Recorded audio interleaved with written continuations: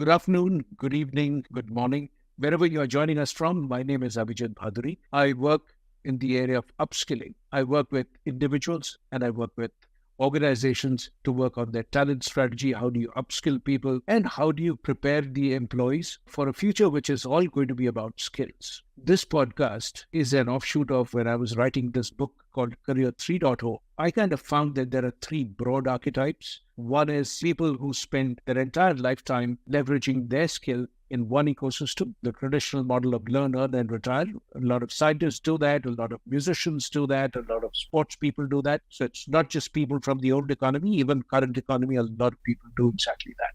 Career 2.0 is really where people monetize their skills across two different ecosystems. So, for example, a doctor who is also a musician is a great example of that. A bus driver who actually lands up being a movie star is a good example of that. Sometimes they follow this for a little bit before they switch completely to another ecosystem. But Career 3.0 is really about monetizing your skills in three or more different ecosystems, because as you become an expert in one skill, you start to push and sharpen your next skill and then the next skill, so that at any given point of time, you are reasonably good in at least one skill and you are an expert in the other.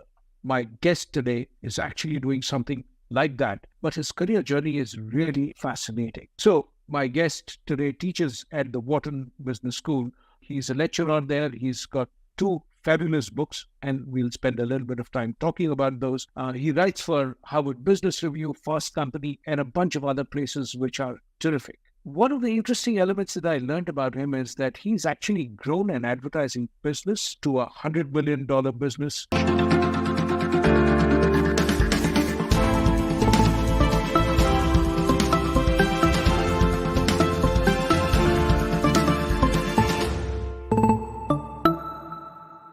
Thank you very much. You have a rather impressive bio for me to read out without feeling completely inferior. You've had a really fascinating career journey. So when you were in school, Greg, what did you want to be? What was your ambition? I wanted to work on Wall Street. I wanted to be a trader. And that was my first job, working on a trading desk. Did you enjoy doing that?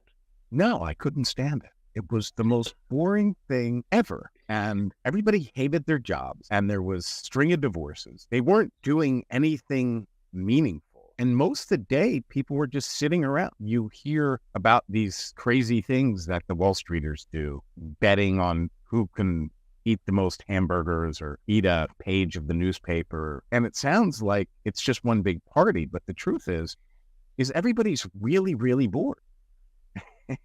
And because your sense of a trading desk is everybody's yelling and screaming, buy, sell, sell, sell. And it is like that sometimes.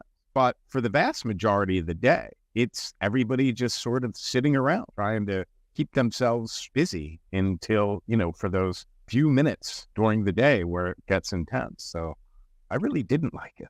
And I think a lot of times Hollywood and Bollywood actually create those kind of impressions about, there being just so much of excitement. This is happening, that's happening. And you look at that as a little kid and you get very fascinated by that. That's pretty much how I landed up doing a degree in law. And I said that, wow, that must be really interesting. Then I, fortunately for me, I became an apprentice to a lawyer and found out that I would be a disaster as a lawyer. And even though I spent 3 years doing that degree, I decided not to be a lawyer. So that's probably sometimes an important decision to make from a career point of view. A lot of times when we look at our career choices, we try out something, especially in the earlier stages, and then you realize it's not for you. And you clearly had that revelation when you were in Wall Street. You hit your dream destination on the first shot and then realized that's not what you wanted to do. So how did you arrive at your next choice? Was it more research? Did you think very hard? Did you just give it a shot? Did you just pick up your bags and try something else? Well, a friend of my brother's was working in national radio sales,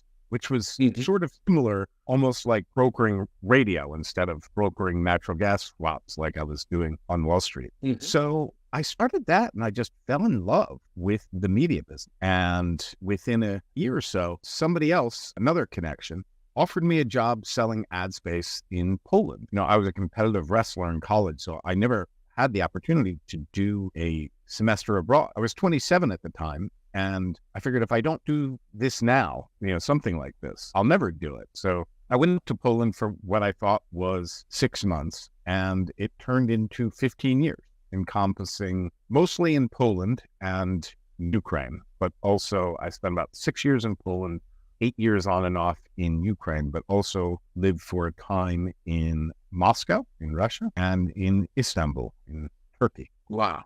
And when you were doing all that, what changed about what you already knew about the world? When you go and live in different places, different cultures, look at a different set of assumptions that people live with, it can have a very deep impact. So what were these 4 countries? How did they shape your point of view? Oh, it completely changed my point of view in so many ways. Mm-hmm. I think most people, but Americans especially, think that the rest of the world is basically like America and that people think like America. And then you realize that people think completely different ways. Another thing that I was surprised to learn when I first went over to Poland, this was still the mid-90s. So capitalism and market economies and the media business itself was still something very, very new. So I thought it was my role to go over and teach these post-communist Poles how things work. But when I would explain how things work, they would ask me, why? Why does it work that way? And I would have to think about it. And I began to realize that some of the things had a reason behind them, but some were just conventions, just ways people had grown to do things, and they could be done different. They were just based on certain assumptions, some of which were true, some were not.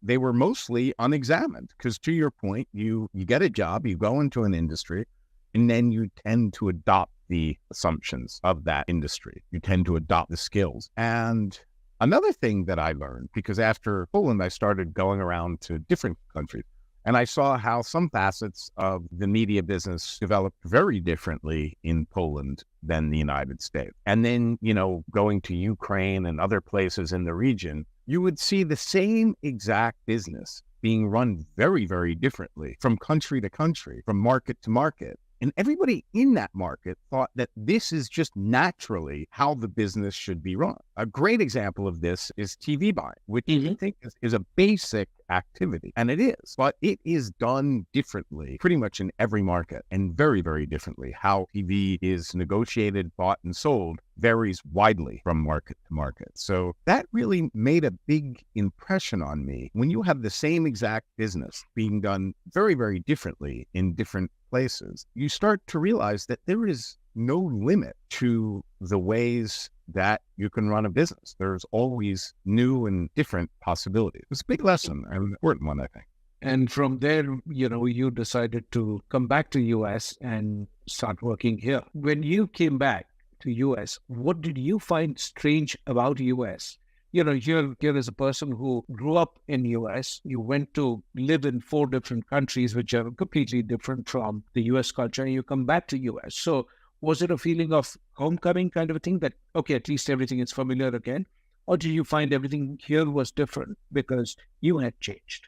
Yeah, I found it much, much different. And first of all, the power of those assumptions, the general lack of awareness about the rest of the world. Also, what I found really interesting was the importance Americans have on signaling their identity. When you meet an American, they have to tell you something about who they are or what their values are. Where I think in other countries, if you live in France, you're French. If you live in Poland, you're Pole. But Americans, we take on so many different identities in a way that I don't think it is in the rest of the world for Americans to signal exactly what their identity is. So that kind of struck me. Also, that people's jobs in America tend to be so specialized. It's very, very hard for people to see the larger picture. So a lot of things very, very different, but also the skill level tends to be very, very high.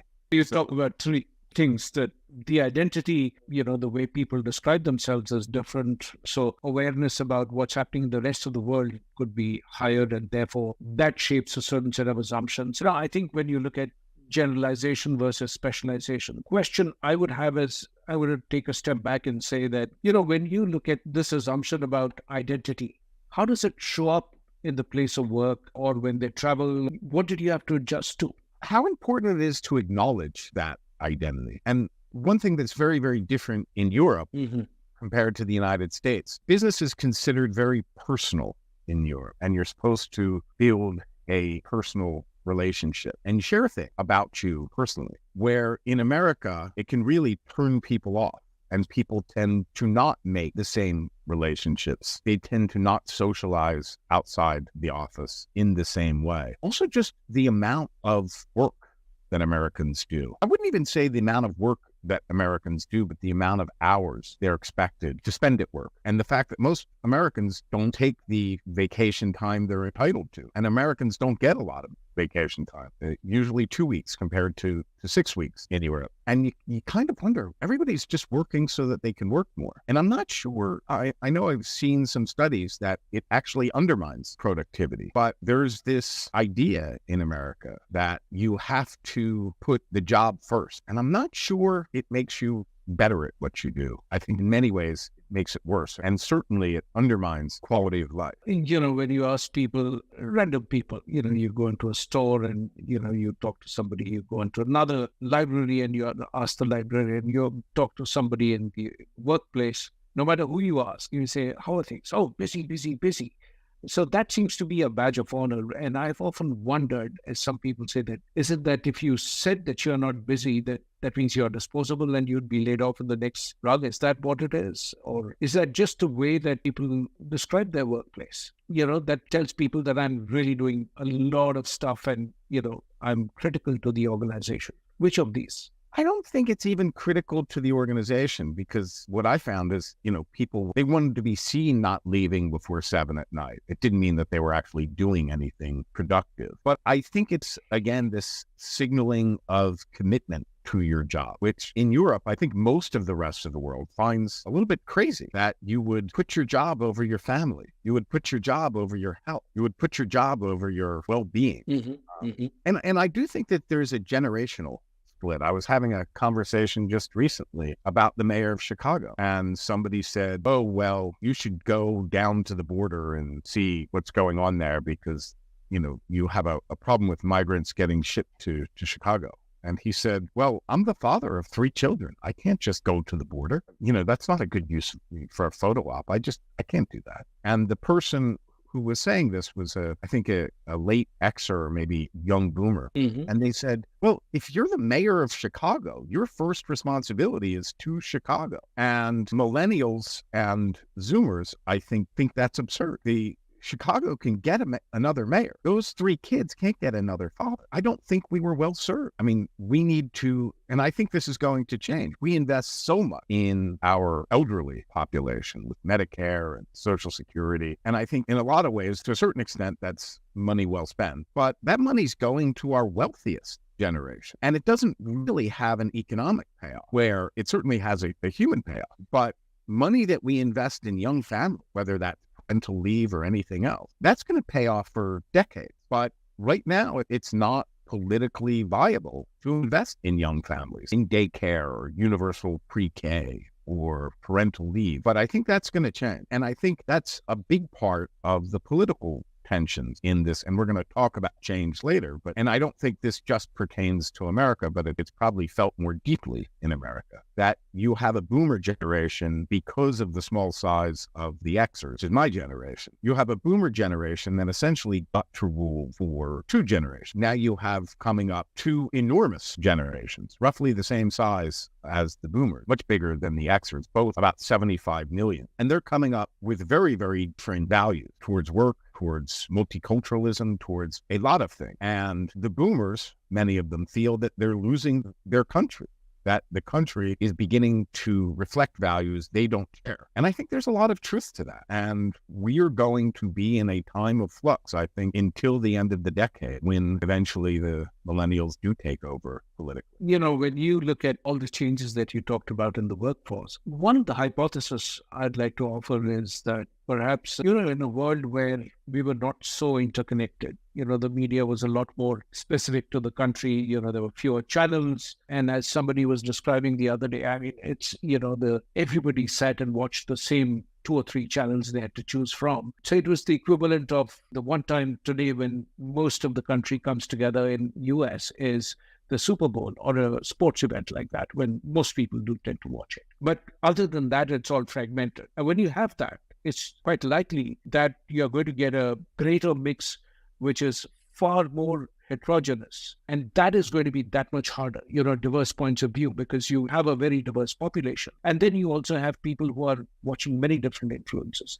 This is a change which is happening around the world. And I think a lot of societies are grappling with that.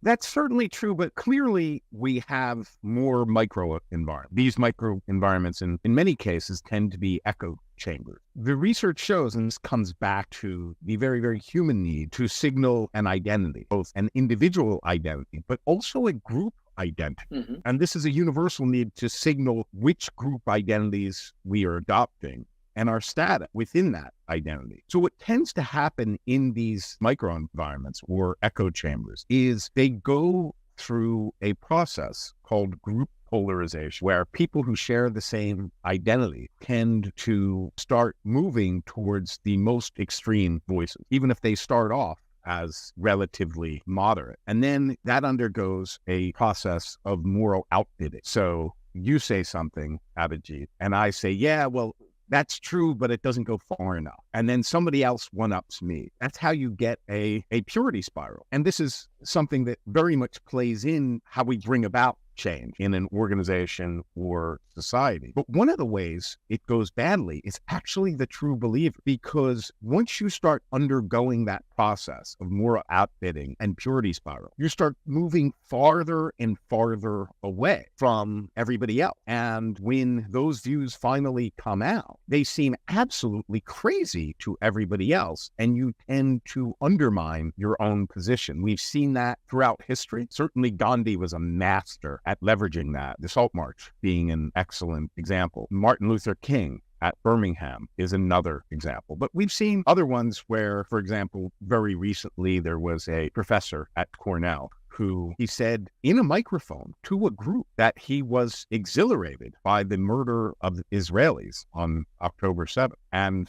very quickly realized that he was no longer in his echo chamber and was asked to leave. I don't have a job now. I guess it's possible that he gets it back, but most likely it is his career is finished forever. And we've seen, whether it's QAnon, we've seen no shortage of examples on the right, the famous uncle at Thanksgiving who spends a lot of time in a particular news bubble. So, and this is one thing that I learned about change. And it works the same in organizations. We can go through an exercise that illustrates this quite well that I do very often with my clients. But people assume that change happens when people are persuaded, but that's almost never true. Large-scale change happens when the opposition discredits themselves in some way. Let me pause and sort of unpack the stuff for all the things that you said. You describe yourself on LinkedIn also. I notice I like the way that you phrase it, that you are an evidence-based change expert. And it sort of also comes through in a lot of your writing. And by the way, I'm a big fan of what you write on Medium, what you write on LinkedIn, your various posts. So I'm a big fan of that. We'll come and learn from you.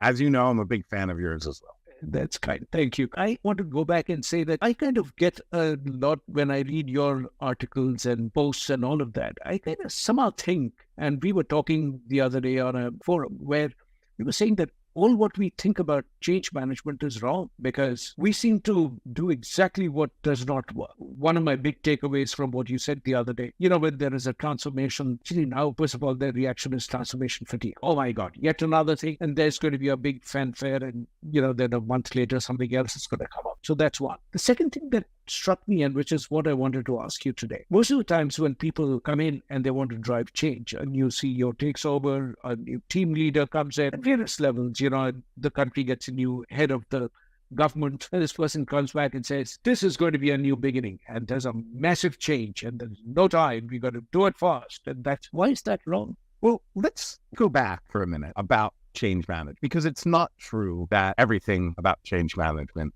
is wrong. What is true is that change management was designed for a very different problem in a different era. When change management first arose in the early 1980s, more than 80% of corporate assets were tangible assets. So when we talked about change, we were talking about change in some strategic asset, such as a factory or equipment or launching a new product line. So change was decided upon somewhere high up in the organization, and it involved some strategic asset. And change management was designed to communicate that change to the rest of the organization so that they can understand it and embrace it. And when we talk about typical change management, that's largely what it involves. It's largely communication based, and usually there's some training attached, so increasing capacity. And if that's the task at hand, change management works perfectly well. The problem is, today, more than 80% of assets are intangible assets. And most of the changes we talk about involve what people think and what people do.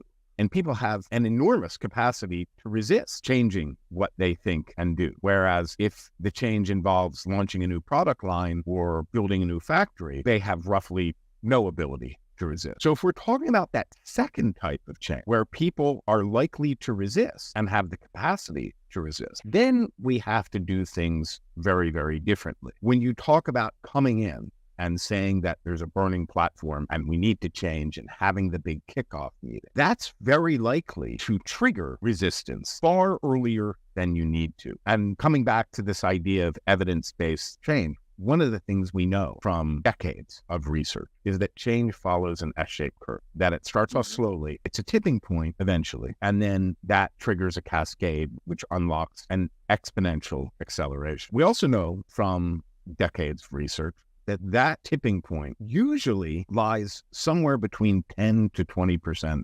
participation rate. So you don't want to really trigger resistance. That's really the job, not to convince everybody all at once, but to get to that tipping point of somewhere between 10 to 20% participation. So you don't need to start off with the bang. The trick really is to gain traction and at least start approaching that tipping point, at least getting close to it, hopefully past it, before you really start triggering that resistance. Once you pass it, resistance really isn't going to be an issue. But before you get there, you definitely don't want to be triggering. And that's why that big initial is a bad idea.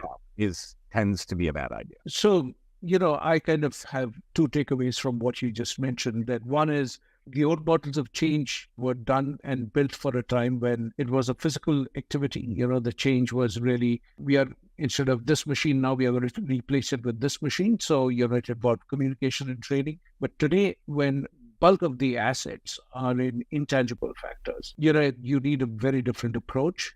And that you don't necessarily, when you have that grand launch party kind of a thing, it's a surefire trigger for bulk of the people to start resisting, and you don't need that. And which was quite surprising that the percentage of people that you really need to have on your side to get this momentum going in that S-shaped curve is really between 10 and 20% people. So that's a pretty stunning number that, it's just 10 to 20% people is enough to get the change momentum going in the organization. Have I understood it correctly?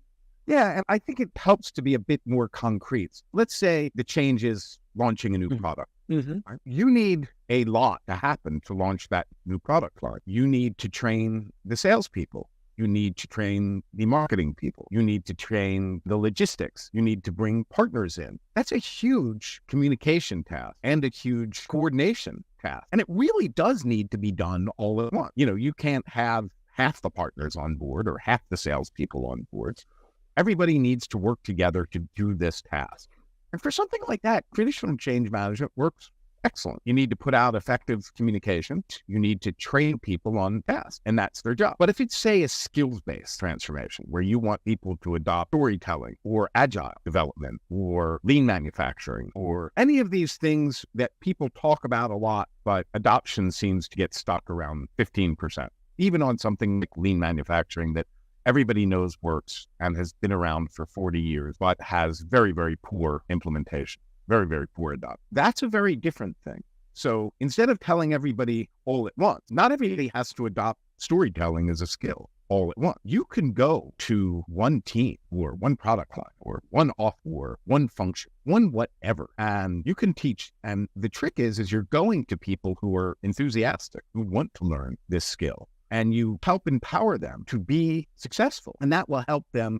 And people like to talk about their successes. And that brings us to something else we know from decades of research about change. Ideas about change are propagated socially through peer networks we adopt the changes that we see working for people around us. So if we see our friend in another office or across the room that they just went to a storytelling workshop and now they're performing better, and they say, hey, wow, you're really killing it this quarter. Oh, well, I went to the storytelling workshop. That's how change transmits.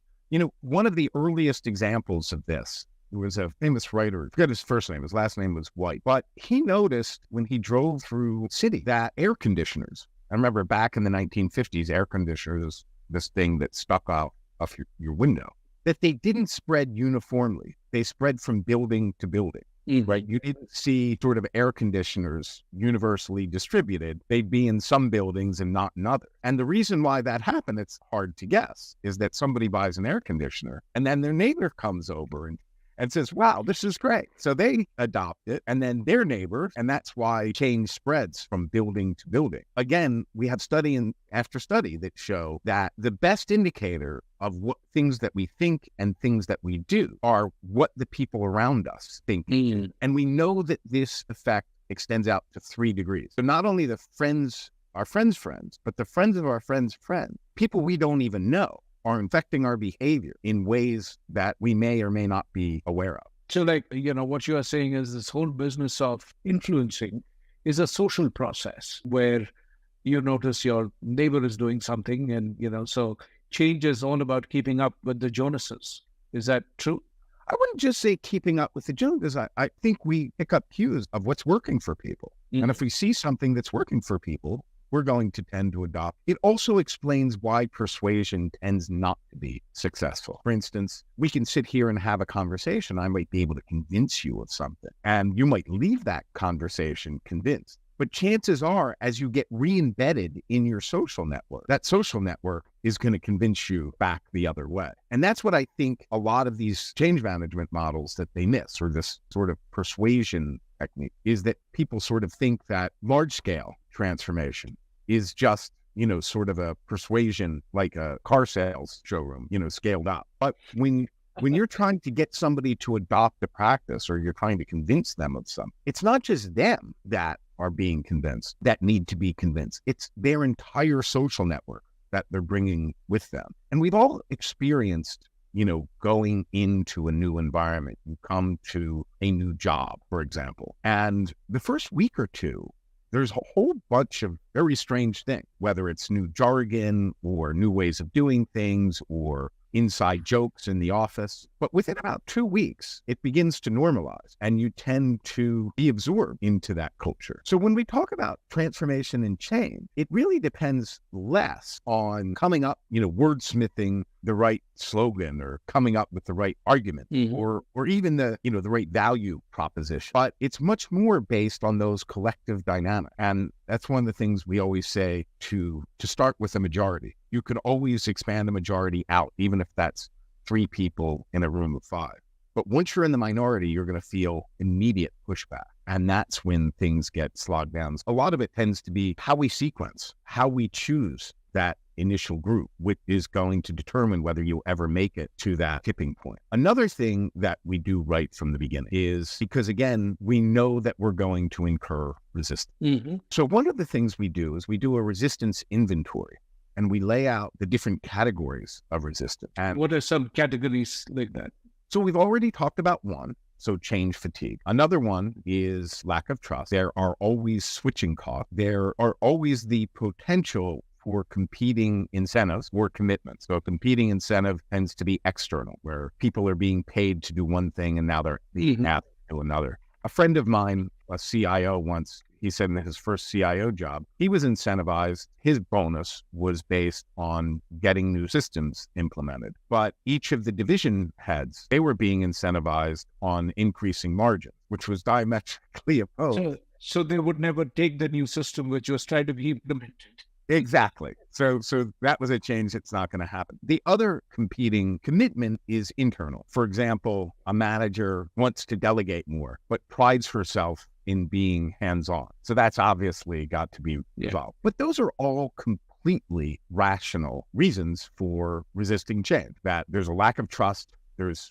change fatigue. Maybe there were 10 initiatives before this and none of them failed. Why should I buy into this one? There's a competing incentive or commitment. and there's switching costs, which there's always switching costs. Those are completely rational reasons to resist change. But the last category is irrational, and it has to do with identity, dignity, and sense of self.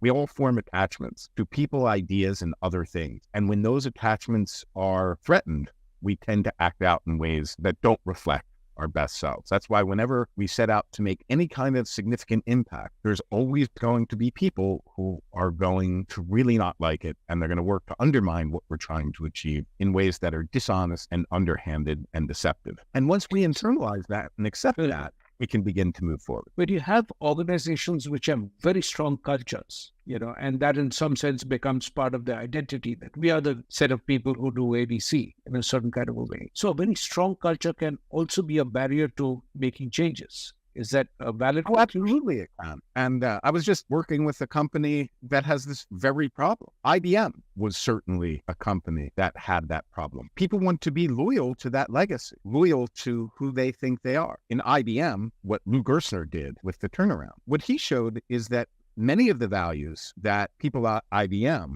felt such commitment to weren't actually values in themselves. They were early manifestations of larger values. So, for instance, for a long time, IBM had a very, very particular dress code. The famous blue suit and white shirt, but that wasn't actually a value. What the value was to be close to customers. And earlier in IBM's history, most of IBM's clients were bankers. So IBM, they dressed like bankers. But when the customers are wearing khakis, there's no problem with IBM wearing khakis. That, I think, is the challenge. If you want to change a culture, you always want to start with shared value. Because if you feel a sense of commonality, if you feel that you share values with somebody, you're going to be able to accept difference as well. The problem is change so often isn't presented that way. It's presented in a way that glorifies the messenger. I am going to disrupt. I am bringing new values that are different. I am going to be a force for change. And we've all seen that. That's behind the whole thing about a burning platform, because it glorifies the messenger. It doesn't do so much for everybody else who here's somebody who wants to disrupt me and doesn't respect who I am or what I do. In the past. Well, the past is part of me. I think Agile is a great example of that, where most people who are project managers and who work in waterfall, they've been doing it a long time, and they take a lot of pride in their job, and they don't want to hear that things need to be done differently. But then somebody goes for Agile training and they come back and they're waving their arms and screaming and saying, we need to do everything differently and stop everything we're doing. We need to switch now. And they start talking about the Agile Manifesto, which seems strange to people who are not part of the Agile community. And then they get shown and they get cynical and they say change can't happen. Where if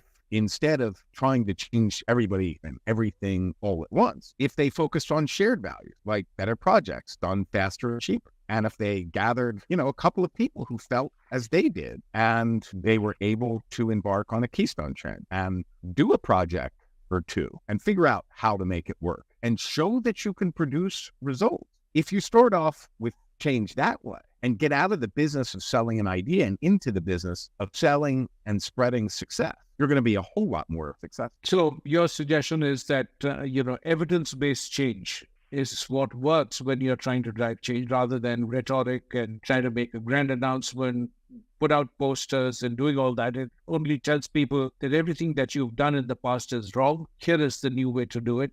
That's a great way to fail. I want to go back to that point of focusing on a shared value. Oftentimes, very much to your point, a new leader comes in and obviously wants to make changes. But first, you need to show that you understand what is, and you have to be able to understand what shared values are. It's interesting. The very first trip out of the office that Lou Gerstner made to IBM was, and this was a long time ago, this was back in the 90s, where IBM was considered a dominant company and had been for decades. And now it was on the brink of bankruptcy and everybody thought it should be broken up. But Lou Gerstner's the new CEO who was coming in, and he was very, very serious about making a lot of changes. And he did. He absolutely transformed the company in some very interesting and important ways. And if you talk to anybody at IBM at the time, they all say that IBM probably wouldn't be here anymore if it wasn't for Lou Gerstner. But his very first trip was to Yorktown Heights, IBM's famous research lab. And of course, the researchers there were terrified, certain that he was going to, fire a bunch of them, because it was clear that IBM needed to cut costs. But he did exactly the opposite. He said, this is our future. And he paid homage to IBM's values of scientific excellence. And that's really important. Anybody can shake things up, but you have to show that you're able to respect what's already there, that you're able to share values. Once people believe that you share values and that you're willing to treat them with dignity. Immanuel Kant had this wonderful notion of dignity. He said, you treat people with dignity when you treat them as ends in themselves rather than means to an end. Means to an end. Yeah. So if people feel that they're being treated with dignity and that they share values, they're going to be much more willing to change some things than if they feel that they're disrespected, being treated as means to an end, and they're not being treated with dignity. We are coming towards the end of the conversation. I want to spend a little bit of time about your two fabulous books. I know that it's not, books are like kids, they would differentiate between them, but I am a big fan of Cascades. I think it's a fantastic read, and I would urge all the viewers to really look at doing the model that Cascades talks about, and Greg has, of course, referred to a bunch of it. It's an absolute must read. So is Mapping Innovation, but if I had to pick a favorite, I would pick Cascades. Greg, do you have a favorite child among these two? The funny thing is, Cascades was actually the first book I worked on. And I think this is really interesting from a career point of view. Cascades had been rejected 3 times, but it was the book that I always wanted to write. And then I sort of resigned myself to never publishing a book. You've been through the publishing process a number of times, and you know how heart-wrenching it is, even if you're successful. Just the process is very much geared towards rejection. Almost every author, I'm sure there's some exceptions like Stephen King, after he wrote a couple of bestsellers. But generally speaking, you're going to get rejected much more often than you get accepted in any publishing process. But I went through it 3 times and was rejected 30 or 40 times each time, and nobody accepted it. And then I had the idea for Mapping Innovation, and that got rejected by most, but it got accepted by a few. And I ended up going with McGraw-Hill, and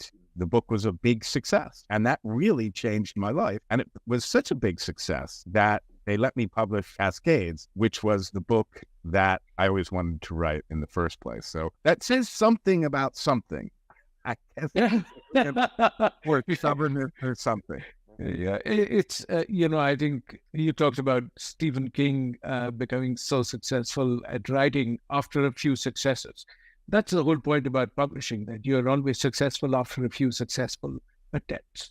Therefore, the whole game is about just being rigidly persistent about what you want to write about. What is your writing routine like? How do you write? You're such a consistent publisher. I'm really jealous of people who write so consistently. How do you manage to do that? I write every day. And for me, writing is a form really? of thinking. Yeah. Every day? Every day. Every day I write something. Might not be a lot. And I approach it the same way I approach exercise. I mentioned earlier in the podcast that I was a competitive wrestler. So I had to come up with an idea. Well, I used to get out of shape when the season ended, and then the season would come around and I'd get back in shape. But then I was saying, well, what do I do when there's no season that's going to get me in shape? Mm-hmm. And what I came up with was a 5-minute rule. I work out for at least 5 minutes a day. Now, usually it's much more than 5 minutes, but there's no excuse for missing 5 minutes. Everybody's got 5 minutes. So it keeps the habit up. And I don't write something good every day. Most days I don't write anything particularly good. But a friend of mine once called it letting the muse know you're serious. I show up every day. Some days it goes better, some days it goes worse. But I give myself that opportunity, that possibility of doing good work every day. I don't always do good work. And this is a concept, I call it, it's almost like a mantra for me. I call it dare to be crap. The only thing you can't fix is an empty page. Get something down there. Get something down. You can fix it later. Nobody knows what your first draft looks like. Nobody cares. Nobody cares how many times Cascade got rejected. Nobody comes and tells me, well, Cascades got rejected a few hundred, more than 100 times. Nobody comes to me with that. I get a lot of people who tell me that Cascades has really helped them in their life. And that's what's really important. To have this feeling that you've contributed something, which maybe in terms of differs in scale, but not in kind to people of much greater achievement. I might not be Stephen King. I might not even be Abhijit Bhaduri. But my work has meant something to some people. And I think that's about it, the best you can do. That's more than what I can say from my work. So you've got a better standard.